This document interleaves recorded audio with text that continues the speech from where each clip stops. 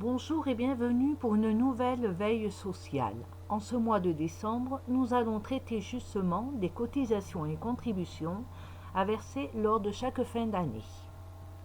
Paye 2020, fin d'année, ne rien oublier. Nous savons que la majorité des cotisations et contributions sociales sont mensuelles et via la DSN, elles sont transmises et prélevées par les principaux organismes sociaux, tels que l'URSSAF, les caisses de retraite, de prévoyance et des mutuelles. Cependant, les charges fiscales assises sur les salaires n'apparaissent pas sur les bulletins simplifiés et sont dans la rubrique « Autres contributions dues par l'employeur ». Elles doivent être obligatoirement déclarées et soldées en fin d'année. C'est le cas de la participation à l'effort de construction, de la taxe d'apprentissage et de la participation à la formation professionnelle, ainsi que de la taxe de transport et de celle sur les salaires. Voyons la première charge fiscale, la participation des employeurs à l'effort de construction. La PEC est plus connue sous le terme du 1% logement. La loi Pacte a fixé cet impôt à la charge des entreprises de plus de 50 salariés. Par ce biais, les entreprises participent au financement de la construction de logements. Elles doivent consacrer au minimum une quote-part de 0,45% des rémunérations brutes sous la forme soit d'investissement direct en faveur du logement de ses salariés, ou de prêts à taux réduit dans le cadre de construction de résidences principales, ou bien sous la forme d'un investissement à un organisme collecteur agréé, le CIL, Comité interprofessionnel du logement, qui octroie des prêts. Si les investissements directs en faveur de la construction effectués par l'employeur sont inférieurs à la limite de 0,45%, il doit s'acquitter d'une cotisation forfaitaire de 2%.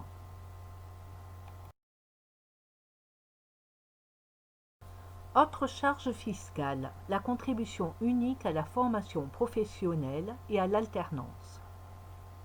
La loi pour la liberté de choisir son avenir professionnel de 2018 a créé cette contribution unique et les OPCA et OCTA ont fusionné en un seul organisme collecteur, l'OPCO. Dans la pratique, il y a peu de changements.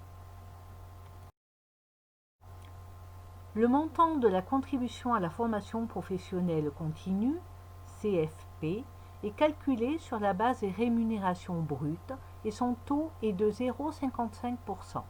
Il passe à 1% pour les entreprises d'au moins 11 salariés.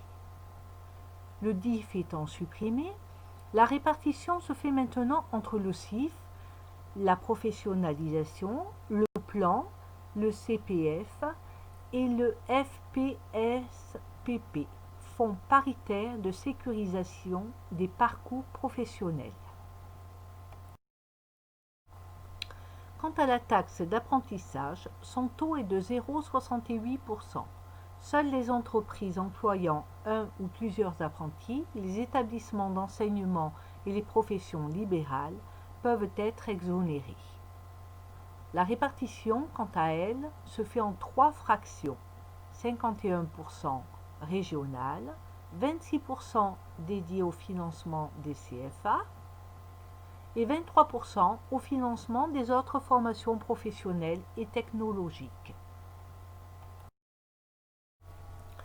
Voyons à présent la taxe transport. C'est une participation des entreprises au financement des transports publics en région parisienne et dans les communes de plus de 10 000 habitants. C'est le lieu de travail effectif qui est pris en compte afin de déterminer le versement de transport ou non.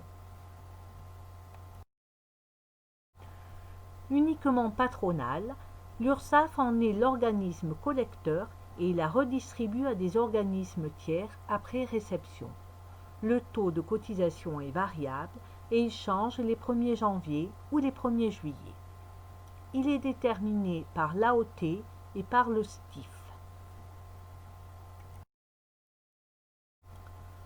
Seules les entreprises de 11 salariés et plus sont soumises à cette taxe transport.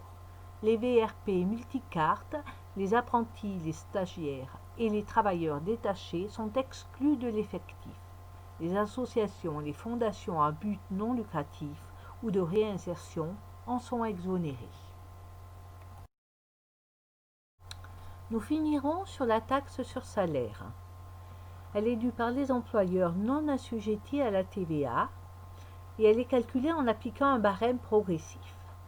4,25% sur les rémunérations individuelles annuelles inférieures à 7 924 €, 8,50% sur la tranche entre 7 924 € et 15 572 € et 13,60% sur les rémunérations annuelles supérieures à 15 572 €. Si le montant de la taxe sur salaire est inférieur à 1 200 €, elle n'est pas due. Le versement de la taxe au titre du mois, du trimestre ou généralement de l'année se fait par le biais de la DSN de décembre vers le centre des impôts.